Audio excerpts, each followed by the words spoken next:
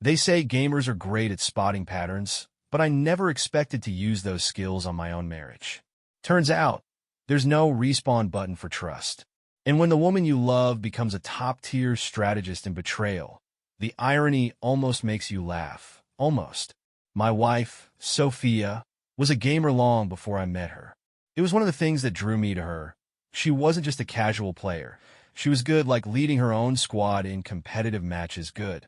I admired her dedication, even if I didn't always understand why someone would spend hours yelling into a headset about map control. But then again, I had my hobbies too. We made it work. Over the years, her gaming sessions became a routine part of our life.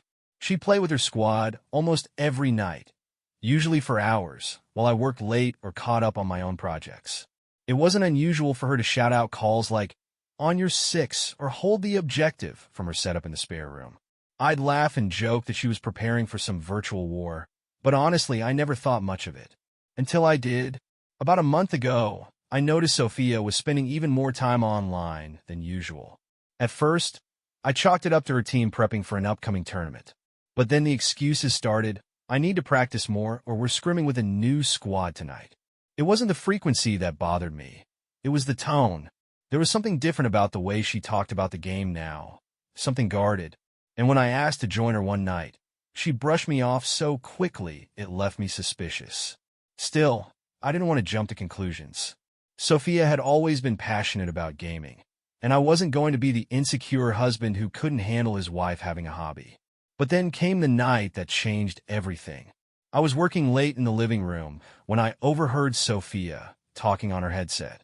At first, it was the usual gaming banter, her voice firm and authoritative as she gave directions to her squad. But then, her tone shifted. It wasn't the commanding voice of a team leader. It was softer, almost flirtatious. I froze, straining to hear. The words were muffled, but the tone was unmistakable. My stomach churned as I realized this wasn't just gaming banter. This was something else entirely. It could have been nothing, I told myself. Just a playful exchange between friends. But the seed of doubt had been planted, and I couldn't ignore it. I decided to dig deeper. If there was something going on, I'd find it, and I'd use the very game she loved to uncover the truth. Once the seed of doubt takes root, it doesn't let go. For the next few days, everything Sophia did seemed suspicious. Her late-night gaming sessions stretched even later, and the laughter I used to find endearing now sounded like betrayal. She'd always been confident behind the keyboard, but now her confidence felt like a shield, something to keep me out. I knew confronting her outright wouldn't work. Sophia was too smart to stumble over a direct question, and I didn't have anything concrete to back up my suspicions. So, I did what any rational, emotionally stable adult would do. I went full detective mode. And where better to start than with her digital footprint? First, I checked her gaming accounts. Sophia had always been open about her in-game achievements, often showing off her stats and leaderboards, so I knew where to look. But this time, I noticed something new, a player I didn't recognize in her recent matches. The name was simple, almost forgettable, Ace 42. He wasn't just a random teammate, though. They'd been playing together almost every night, sometimes just the two of them. That was odd enough, but what really set off alarm bells was the private messaging history. Most of their conversations were innocuous, game strategies, jokes about bad teammates, but there were subtle undertones that made my skin crawl. Inside jokes I didn't understand. References to after-hours practice. And one message that stood out like a neon sign. "Last night was amazing. Can't wait to do it again." I stared at the screen, my heart pounding in my chest. It could have been innocent. Maybe they'd pulled off an incredible win or discovered some new game-breaking strategy. But combined with her behavior, it felt like confirmation. Still, I needed more than cryptic messages to confront her. I needed undeniable proof. The opportunity came faster than I expected. That weekend, Sophia mentioned she'd be spending Saturday night gaming with her squad. "We're doing a marathon session," she said casually, "so don't wait up." I nodded, playing the supportive husband, while inside, I was already planning my next move. As soon as she logged on, I set up shop in the living room with my laptop and headphones. Sophia had no idea I'd created an account on her favorite platform weeks earlier, complete with a burner username and an avatar generic enough to blend in. It hadn't taken long to figure out which server she frequented or how to track her matches, and now I was ready to watch her in action, literally. I joined her squad's match as a spectator, lurking quietly in the digital shadows. Sophia was as skilled as ever, her movements precise and her commands sharp. But it wasn't her gameplay I was watching. It was the way she interacted with Ace 42. Even without audio, their connection was obvious. They stuck close together, moving in perfect sync, as if they were the only two players on the map. Between rounds, their chat box lit up with messages. Quick exchanges I couldn't fully decipher, but didn't need to. The way she typed to him, the way he responded, was enough to confirm what I already knew. The final straw came when the match ended, and instead of joining the next game with her squad, Sophia and Ace broke off into a private lobby. My screen informed me they'd started a one-on-one session, and my stomach dropped. This wasn't about the game anymore. By the time she logged off in the early hours of the morning, I was wide awake, my mind racing. The proof was there, undeniable and damning. But what would I do with it? Confront her? Demand answers? I wasn't sure yet, but one thing was certain. The woman I thought I knew had been lying to me, and I wasn't going to let her get away with it. The following morning, Sophia was her usual self, cheerful, humming as she poured coffee, completely unaware that her private world was crumbling. Watching her move around the kitchen like nothing had changed made my skin crawl. It wasn't just the betrayal that hurt. It was the ease with which she carried on, as if lying to me had become second nature. I couldn't stomach pretending anymore. I had spent the night replaying her messages, watching their in-game exchanges, and letting my imagination fill in the blanks. By now, the anger had replaced the shock. I wasn't going to sit quietly while she made a fool of me. As she reached for her mug, I spoke, my voice colder than I intended. "So, how was your gaming marathon last night?" She glanced up, startled by my tone, but recovered quickly. "Good," she said, flashing a practice smile. "We made some progress with the team." I nodded, letting the silence stretch. "The team," I repeated, my words slow and deliberate. "Does that include Ace 42? Her hand froze midair, the smile faltering just enough for me to catch it. She set the mug down carefully, avoiding my gaze. "Yeah," she said, feigning nonchalance. "He's new to the squad." "Why?" I leaned forward, resting my elbows on the table. "Because I've been watching," I said. "And I don't think he's just part of the squad, is he?" The color drained from her face. For a moment, she tried to deny it, but I didn't give her the chance. I pulled out my phone, scrolling to the screenshots of their messages. I tossed it onto the table in front of her, the screen glowing with the damning evidence. "What the hell is this, Sophia?" I demanded, my voice rising. "Don't you dare tell me this is normal squad banter." She stared at the screen, her mouth opening and closing as if searching for the right words. When she finally spoke, it was a weak, pitiful defense. "It's not what it looks like." I laughed bitterly, the sound sharp and hollow. "Not what it looks like. So you're telling me that the private matches, the late-night chats, and the message about last night being amazing are all innocent? Because from where I'm standing, it looks like you've been cheating on me." Her eyes filled with tears, but I didn't care. I wasn't going to let her guilt manipulate me into backing down. "You've been lying to me for months," I continued, the words spilling out in a torrent. "While I was here, trusting you, you were off building whatever the hell this is with him. And for what? A stupid game?" Sophia tried to explain, but her excuses only fueled my anger. "We never met in person," she said, as if that somehow made it better. "It was just a connection. It didn't mean anything." "Didn't mean anything?" I snapped, slamming my hand on the table. "You built a whole second life with this guy, Sophia. You laughed with him, shared things with him, while I was sitting here oblivious. And you think that doesn't mean anything?" The tears started to fall, and for a brief moment, I felt a pang of pity. But it wasn't enough to outweigh the betrayal. "You don't get to cry," I said, my voice steady but cold. "You made your choices. Now you're going to face the consequences." I stood up, my chest heaving as I tried to rein in the storm of emotions threatening to overwhelm me. You don't deserve my trust, and you sure as hell don't deserve my forgiveness. Sophia sobbed quietly as I walked away, the weight of her actions finally sinking in. But for me, this was only the beginning. I wasn't done yet, not by a long shot. The silence in the house after our confrontation was deafening. Sophia's quiet sobs had eventually subsided, leaving only the weight of everything unspoken. But for me, the storm hadn't passed. It was brewing stronger, fueled by every moment I replayed her betrayal in my mind. I wasn't just angry, I was consumed by it. This wasn't going to end with her tears or her half-hearted excuses. For the next few days, I distanced myself emotionally and physically. I needed space to think, to plan.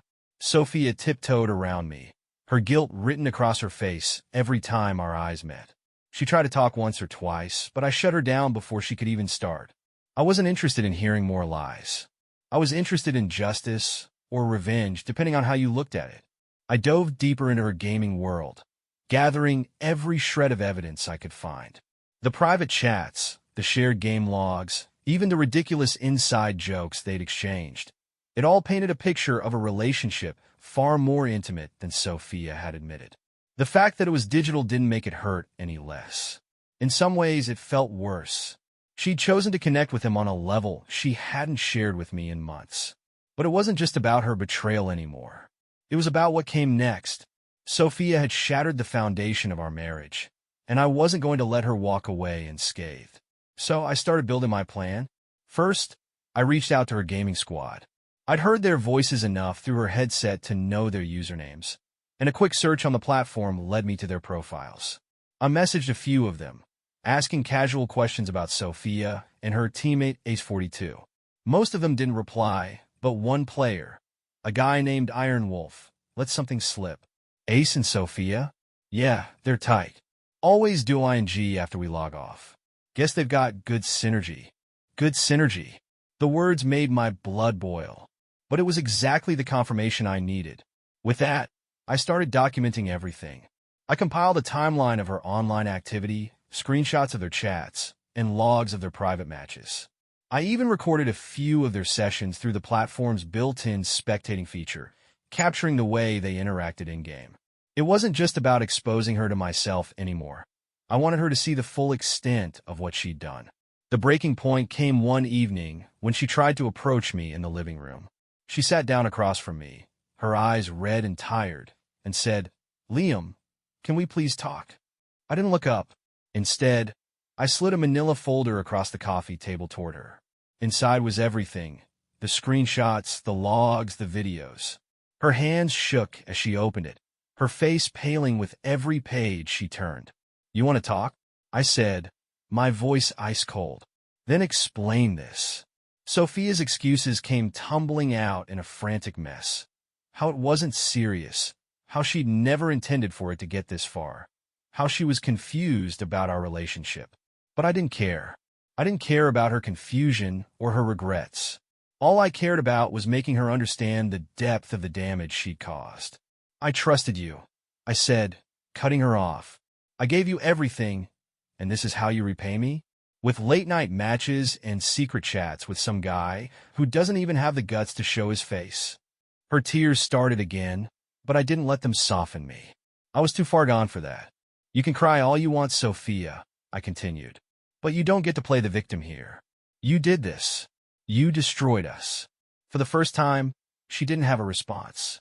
She just sat there, staring at the evidence of her betrayal, her face a mixture of guilt and shame.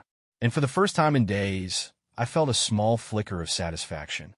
She couldn't hide from the truth anymore. But I wasn't finished. This wasn't just about confronting her. It was about reclaiming my life. And as I left her sitting there, drowning in the mess she'd made, I knew exactly what my next move would be. When you hit the breaking point, something inside you shifts. The anger stops consuming you and sharpens instead, focusing on what needs to be done. That's where I was after our confrontation in the living room. Sophia could cry, apologize, and twist herself into knots trying to justify her betrayal, but none of it mattered anymore. I wasn't going to let her walk away from this unscathed. The gloves were off. The first thing I did was block her access to anything tied to me financially. Our joint accounts? Locked. Her credit cards? Canceled. She could explain to her gaming buddy why her next dinner date would have to be paid for in cash. If she thought she could live her double life without consequences, she was in for a rude awakening. Next, I turned my attention to the gaming world where her betrayal had started. The platform had a reputation system, and players lived and died by it. So, I gathered the evidence I compiled, screenshots, chat logs, everything, and shared it anonymously in the forums and group chats where her squad hung out. I didn't spell it out, but the message was clear. Sophia wasn't just gaming. She was playing a completely different kind of game. Within hours, the fallout began. Her squad members started messaging her, questioning her loyalty, not just to me, but to the team. Her reputation took a nosedive, and I knew it was only a matter of time before the whispers turned into outright rejection. In their world, trust was everything, and she burned that bridge just like she had with me. But the final blow came when I decided to confront Ace 42 directly. I'd spent enough time lurking in their matches to figure out his patterns, and one night, I logged into the game and joined his lobby under a burner account. He didn't recognize me, of course, and I kept my tone casual, playing along as if I were just another teammate. Then, mid-match, I dropped the bombshell. "Hey Ace," I typed in the chat. "How does it feel to ruin someone's marriage?" The silence that followed was deafening. He didn't respond, but I knew he'd seen it. When the match ended, he left the lobby without a word, and I logged off, satisfied that I'd planted the seed of doubt in his mind. If he thought he could walk away from this unscathed, he was wrong. Back at home, Sophia was unraveling. The reality of what she'd done was finally hitting her, and the fallout was more than she could handle. She tried to talk to me again, but I shut her down. "You made your choices," I said, my voice devoid of emotion. "Now you get to live with them." By the end of the week, she packed her things and left. I didn't stop her. Watching her walk out the door, I felt a strange mix of relief and vindication. She destroyed our marriage, but she hadn't destroyed me. If anything, I was stronger now, sharper, more focused, and ready to rebuild my life on my terms. But before she left, I made sure to leave her with one last message. On the kitchen counter, I left a note next to a stack of printed screenshots. It was short, direct, and summed up everything I wanted her to understand. You weren't just bad at marriage. You weren't even good at hiding it. Game over. Watching Sophia load the last box in her car was both painful and liberating. For years, I had built a life with her, a partnership I thought was based on trust and mutual respect. Seeing her drive away wasn't just the end of our marriage. It was the end of the illusions I had been holding on to for far too long. She didn't say much as she left, a half-hearted goodbye muttered under her breath, like she was leaving a dinner party early rather than walking out of the home we'd built together. I stood in the doorway, silent, watching her car disappear down the street. I didn't follow, didn't wave, and certainly didn't feel the need to call her back. She was gone, and with her went the lies, the betrayal, and the weight of everything that had been dragging me down. For days afterward, the house felt eerily quiet. Her absence wasn't just physical. It was like a void had opened up, sucking the air out of every room she used to occupy. At first, I thought it would crush me, but then something strange happened. The quiet didn't feel oppressive. It felt like freedom. No more whispered conversations in the spare room. No more nights lying awake wondering why she was distant. For the first time in months, maybe years, I felt like I could breathe again. I threw myself into the process of reclaiming my space and my life. I boxed up her forgotten belongings, from the gaming headset she'd left behind to the trinkets that had once adorned our shelves. Each item felt like a fragment of a lie, and getting rid of them was cathartic. I didn't toss them out in anger. Instead, I donated what I could, purging not just the physical reminders of her, but the emotional weight they carried. Reconnecting with my own identity was a slow process. I started spending more time with friends I hadn't seen in months, joining them for drinks or spontaneous weekend trips. They didn't ask many questions, and I didn't feel the need to explain. They just welcomed me back like I'd never been gone. It was comforting in a way I hadn't anticipated. These were the people who knew me before Sophia, before the betrayal, and being with them reminded me of who I was. But it wasn't just my social life that I reclaimed. I found myself gravitating toward hobbies and interests I'd put on the back burner during our marriage. I started running again, hitting the trails near our neighborhood every morning. The rhythm of my feet against the ground became a kind of therapy, a way to process the anger and sadness that still lingered. One afternoon, as I sorted through the last of the boxes in the garage, I stumbled across an old notebook Sophia had used for jotting down gaming strategies. Flipping through it, I saw notes about maps, strategies, and team compositions. At the back, though, was something unexpected, a list of personal goals she'd written years ago. Things like travel to Japan and learn to cook French cuisine. It hit me then how far apart we'd grown, not just because of her betrayal, but because we'd stopped sharing those dreams with each other. It was a sobering realization, but it didn't make me miss her. If anything, it confirmed that letting her go was the right decision. The woman I had loved, the one who'd written that list, wasn't the same person who had lied to me and broken my trust. And maybe I wasn't the same person anymore either. As the weeks turned into months, I began to see the pieces of my life falling into place. The anger and betrayal, once so overwhelming, started to fade into the background. They didn't disappear entirely, but they no longer controlled me. Instead, they became reminders of what I had survived and how much stronger I'd become. One day, a friend reached out with an unexpected offer. He was starting a casual gaming league with a few coworkers and wondered if I'd be interested in joining. My initial reaction was hesitation. Gaming had become so entangled with Sophia and her betrayal that the thought of picking up a controller again felt tainted. But then I realized something. I didn't have to let her ruin this for me. Gaming had been her escape, but it could be mine too on my terms. I joined the league under a new account with a username that felt like a declaration. Clean slate. Playing again felt strange at first, like revisiting an old habit you'd long abandoned. But soon, I found myself enjoying it.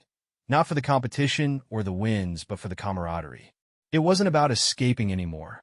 It was about reconnecting, rebuilding, and rediscovering the parts of myself I'd forgotten. Months later, as I logged off after a particularly good match, I found myself thinking about Sophia.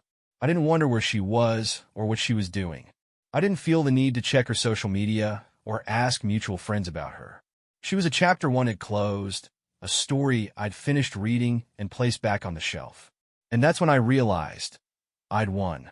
Not because I'd exposed her lies or dismantled her gaming world, but because I hadn't let her betrayal define me. She had tried to tear me down, but in the end, I'd built something stronger, something she couldn't touch. Freedom isn't just about walking away from what hurts you. It's about choosing what comes next. And for the first time in years, I was choosing myself.